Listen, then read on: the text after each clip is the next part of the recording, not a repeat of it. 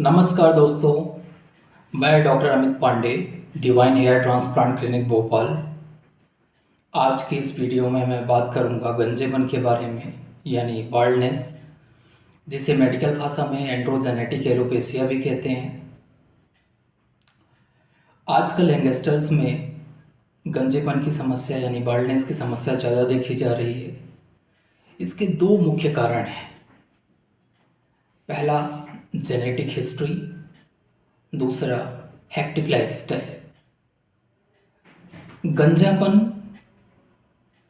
को डेवलप करने के लिए डीएचटी हार्मोन्स रिस्पॉन्सिबल होता है। एक्चुअली आज मैं मेल पैटर्न थिनिंग यानी मेल पैटर्न बाल्डनेस के बारे में बात करूंगा। तो इसमें अगर हम पुरुष हैं यानी मेल पर्सन हैं तो हमारे बॉडी में टेस्टोस्टेरोन की मात्रा अच्छी खासी होगी, क्योंकि मेल कैरेक्टर देने के लिए टेस्टोस्टेरोन रिस्पॉन्सिबल होता है। कहने का मतलब है टेस्टोस्टेरोन हमारे बॉडी का एक वाइटल हार्मोन्स है और थोड़ा टेक्निकल है, समझने की ज़रूरत है इसे। हमारे बॉडी में टेस्टोस्टेरोन का 98% पार्ट एक स्पेशल टाइप ऑफ प्रोटीन जिसे SHBG यानी सेक्स हार्मोन बाइंडिंग ग्लोबुलिन कहते हैं, उसके साथ बाइंड होकर के प्योर टेस्टोस्टेरोन बनाता है। और 2 से 3% ये एक एंजाइम जिसे 5 alpha reductase A and B के नाम से जाना जाता है, उसके साथ बाइंड हो जाता है और DHT हार्मोन्स बना लेता है। ये DHT हार्मोन्स हर किसी में बनता है, बट जिन लोगों में गंजेपन की समस्या दिखाई देती है या गंजेपन के लक्षण दिखाई देते हैं, उनमें DHT ज़्यादा बनने लगता है। हमारे बॉडी में फ्री टेस्टोस्टेरोन ज़्यादा बनता है।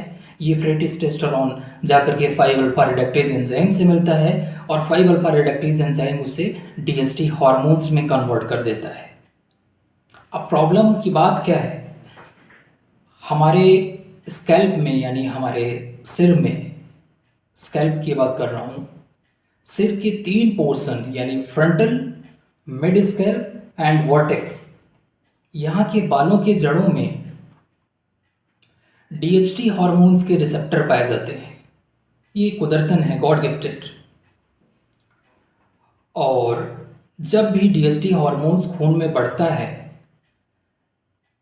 तब यहाँ पर रिसेप्टर प्रेजेंट होने की वजह से DHT हार्मोन्स आकर के इन्फिल्ट्रेट हो जाते हैं, इकट्ठा हो जाते हैं। और ये DHT हार्मोन्स हेयर के फॉलिकल्स को श्रिंक कर देते हैं, उनके ब्लड वेसल्स को ब्लड सप्लाई में अफेक्ट करते हैं, जिसकी वजह से फॉलिकल में होने वाले सेल डिवीज़न की कैपेसिटी, जितने स्पीड से सेल डिवीज़न होता है वो अफेक्ट होता है और प्रोग्रेसिवली हमारा बाल धीरे धीरे धीरे मिनिचराइज यानी थिन होने लगता है और एक टाइम पे टेक्निकली डेड हो जाता है। और वो जगह थिन हो जाता है यानी प्रोग्रेसिवली वो चिकना हो जाता है और हम उस जगह पर गंजे हो जाते हैं। अब गंजे होने की वजह से मेल पैटर्न थिनिंग अगर होता है तो सबसे बड़ी प्रॉब्लम आती है, हमारा चेहरे का शेप चेंज होता है और इसकी वजह से यंगस्टर या जिसको भी हो रहा है, फ्रस्ट्रेशन आता है, उनमें सोशल इशू आता है। अब DHT हार्मोन्स को रोका कैसे जाए? DHT हार्मोन्स को रोकने के लिए मेडिकली जो इनका मैनेजमेंट है, इसके लिए मुख्यतः 3 दवाएं यूज़ की जाती हैं। पहला, 5 अल्फा रिडक्टेज इनहिबिटर, जो 5 अल्फा रिडक्टेज एंजाइम को कम करे जिससे कि टेस्टोस्टेरोन से DHT का कन्वर्जन कम हो। दूसरा, वेसोडाइलेटर एजेंट, जिसमें मिनॉक्सिडिल 5% में, 7.5% में, 10% में यूज़ किया जाता है। फिनेस्टेरॉइड, ड्यूटास्टेरॉइड डीएसटी को कम करने के लिए यूज किया जाता है। और कुछ फूड सप्लीमेंट्स जैसे कि multi mineral, multivitamin, essential amino acid का कॉम्बिनेशन देते हैं, जिससे कि बालों के लिए एक सर्वाइवल एनवायरनमेंट बने। ये मेडिसिन हमें पर्सन टू पर्सन करीब 6 महीने से 1 साल तक यूज करना पड़ता है। कुछ लोग गलती क्या करते हैं, यूट्यूब और जो भी सोर्स हो, गूगल एंड वगैरह वगैरह से देख करके या तो मिनॉक्सिडिल चालू कर देते हैं लगाना। मिनॉक्सिडिल लगाते रहते हैं, 3-4 महीने लगाते हैं, बाल उनका ग्रोथ दिखने लगता है, फिर इसके बाद छोड़ देते हैं। अब क्या होता है, मिनॉक्सिडिल का काम है सिर्फ वेसल्स को डायलेट कर रहा, जिससे ब्लड का सर्कुलेशन जाए, बाल ग्रोइंग फेज में जाते हैं इससे। और बट बॉडी में डीएसटी हार्मोन शूट होता रहता है, बढ़ता रहता है। जैसे ही वो इसको छोड़ते हैं, फिर से उनको सारे उनके बाल फॉलिंग फेज में आ जाते हैं और स्पीड से हेयर फॉल होता है। और एक ही साथ जब ज़्यादा बाल देखने को मिलता है, तब हमें लगता है कि इसको छोड़ने की वजह से एक्स्ट्रा हमारे हेयर गिरने लगे और बहुत ज़्यादा हेयर फॉल होने लगे। तो हमें इस मिनॉक्सिडिल यूज़ नहीं करना होता है, हमें प्रॉपर ट्रीटमेंट चाहिए। ये तो बात हो गई एग्जिस्टिंग बालों के लिए, जो बाल अभी बचे हैं उनको मेंटेन करने के लिए। अब जो चले गए हैं उनके लिए क्या किया जाए? जहाँ पर बार्डनेस कंप्लीट हो गया है, जो हिस्सा चिकना हो गया है, वहाँ पर वन एंड ओनली सॉल्यूशन है हेयर ट्रांसप्लांट।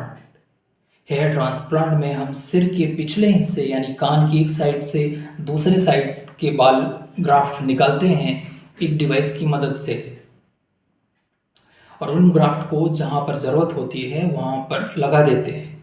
पीछे से ही क्यों निकालते हैं? क्योंकि पीछे परमानेंट डोनर एरिया होता है, वहाँ के बालों के जड़ों में डीएसटी हार्मोन्स नहीं पाया जाता। कहने का मतलब ये है, आमतौर पर जो ट्रांसप्लांटेड बाल होते हैं उनमें गंजापन नहीं होता है, वो हमारे बाल बचे रहते हैं, वर्षों कई साल तक हमारे साथ रहते हैं, उनमें गंजापन नहीं होता क्योंकि डीएसटी हार्मोन्स के रिसेप्टर नहीं पाए जाते।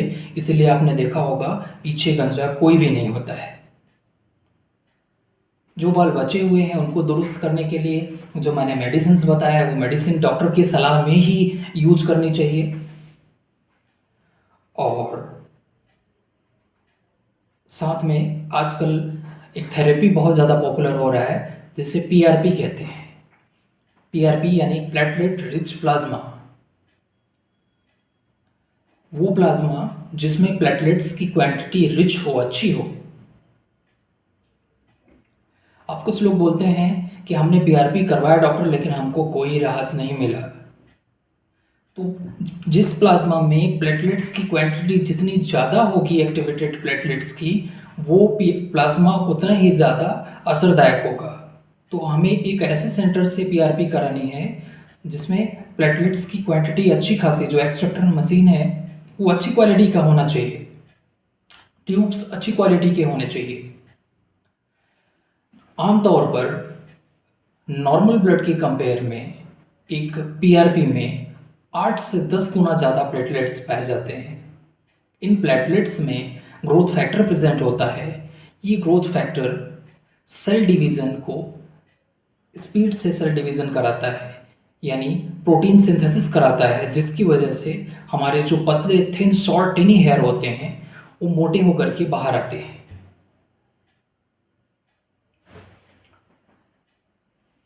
अब एंड्रोजेनेटिक एलोपेसिया 2 तरह का हो सकता है, यानी कि हमारा फ्रंट से बाल गया, 4 फिंगर मिड स्कैल्प से गया या क्राउन पोर्शन से गया। इसको हम एमपीटी मेल पैटर्न थिनिंग कह सकते हैं, जो कि 7 स्टेजेस में होते हैं।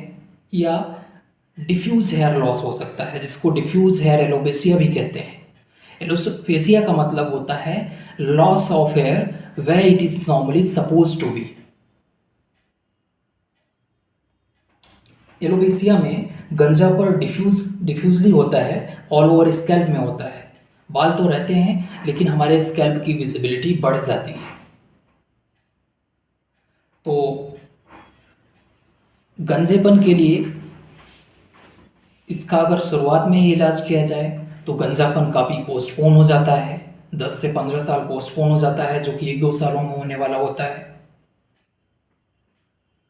और इसे हम ये कंट्रोलेबल है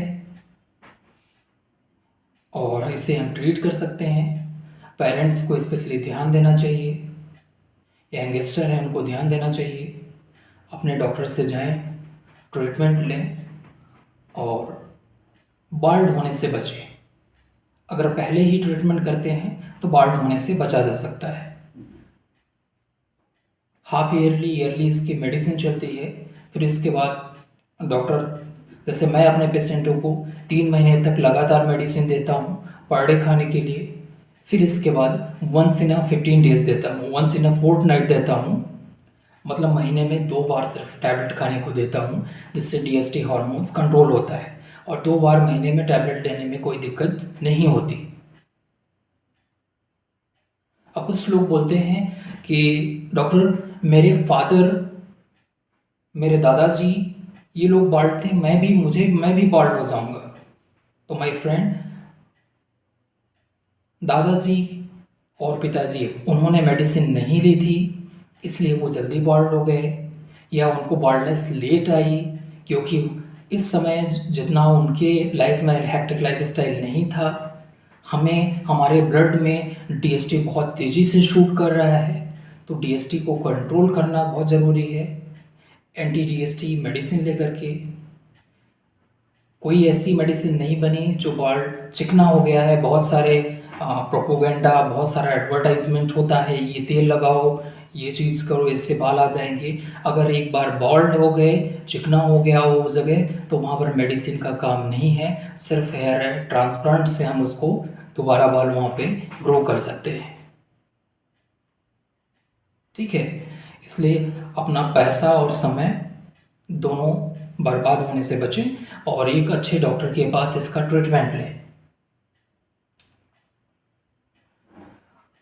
मैं further video hair transplant, PRP और डैंड्रफ पे बनाऊंगा, और एलोपेशिया एरियाटा पे भी वीडियो मैंने बनाऊंगा, क्योंकि ये एक ऑटोइम्यून डिसऑर्डर है जिसमें पैचेस में हेयर लॉस होता है। ठीक है, आज के लिए इतना ही, और फिर मिलते हैं नेक्स्ट सेशन में।